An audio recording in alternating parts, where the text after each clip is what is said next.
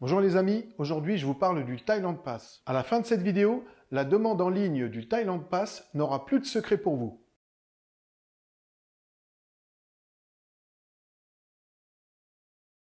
Pour commencer, il va falloir vous rendre sur le moteur de recherche de votre choix et taper l'adresse qui s'affiche à l'écran. Le site est uniquement en thaïlandais et en anglais, mais pour vous faciliter la tâche, je vous ai tout traduit en français. Chose importante avant de continuer la vidéo, sachez que tous les documents demandés, vous ne pourrez les transmettre que par JPEG, PNG ou JPG. Le PDF n'est pas accepté, allez savoir pourquoi. On reprend la procédure.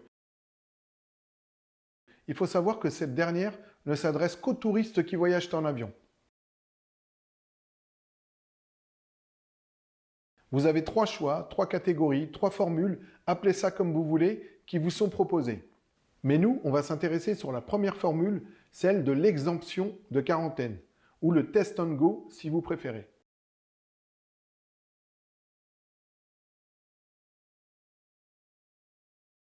Vous lisez toutes les conditions, vous vérifiez que vous avez bien tous les documents pour l'inscription, et là, vous pouvez sélectionner cette formule, ce forfait, cette option, appelez ça comme vous voulez.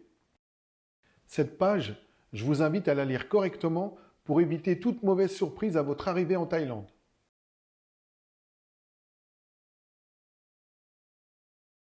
Vous cochez la case pour reconnaître que vous acceptez et que vous avez compris toutes les informations.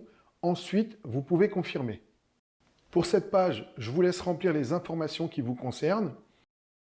Si l'on regarde bien, cette page devrait vous faire penser à la fiche que le personnel navigant commercial nous donnait dans les avions et que l'on devait remplir avant d'arriver en Thaïlande. Prenez votre temps pour bien lire et bien remplir ce que l'on vous demande. Si vous allez trop vite, vous risquez de faire des erreurs et votre Thailand Pass risque tout simplement d'être refusé. À ce stade, vous avez rempli à peu près 20% de votre demande de Thailand Pass. On attaque maintenant les informations personnelles. Pour cette page, je vous laisse remplir les informations qui vous concernent. Par contre, chose importante, pour votre inscription, essayez de privilégier une adresse Gmail. J'ai un collègue qui m'a gentiment envoyé sa capture d'écran où il lui demande de privilégier une adresse Gmail pour tout contact. N'oubliez pas, chose importante que je vous ai encadré à l'écran, tous les fichiers que vous devrez joindre ne doivent pas être en PDF. Seuls le JPEG, le JPG et le PNG sont acceptés et bien entendu, ils devront faire moins de 2 MO. On passe maintenant à la partie vaccination. C'est ici que vous donnerez toutes les informations concernant votre vaccination. Car oui, pour bénéficier de cette formule avec, je le répète, exemption de la quarantaine, il faut que votre schéma vaccinal soit complet.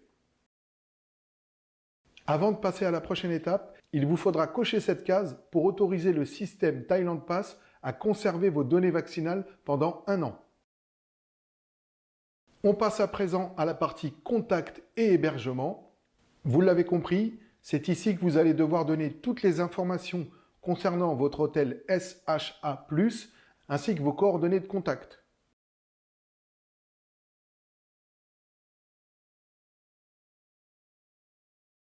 Pour les besoins de la vidéo, bien sûr, ce ne sont pas les vraies informations me concernant que je vous ai mises à l'écran. Ce sont des données fictives que j'ai inventées pour les besoins de la vidéo.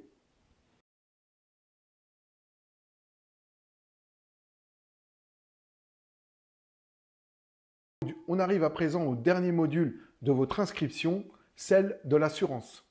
Pour rappel, l'assurance est à présent de 50 000 $.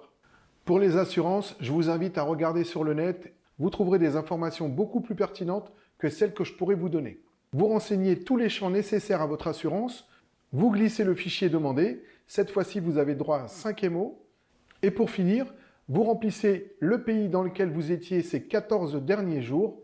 Et voilà, votre inscription est terminée. Vous pouvez à présent soumettre votre demande de Thailand Pass aux autorités thaïlandaises. Voilà mes amis, votre Thailand Pass est à présent demandé. Si votre demande est complète, vous devriez recevoir dans les quelques heures un mail de confirmation.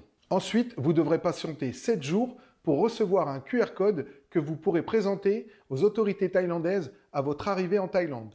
Alors comme souvent en fin de vidéo, je vais vous demander une fois de plus de vous abonner, de liker, de partager, d'en parler autour de vous pour que je sois mieux référencé auprès de YouTube pour avoir des pépettes et pouvoir vous rejoindre en Thaïlande pour faire la fête. Sur ce, prenez soin de vous et de votre famille, mais surtout, gardez la pêche.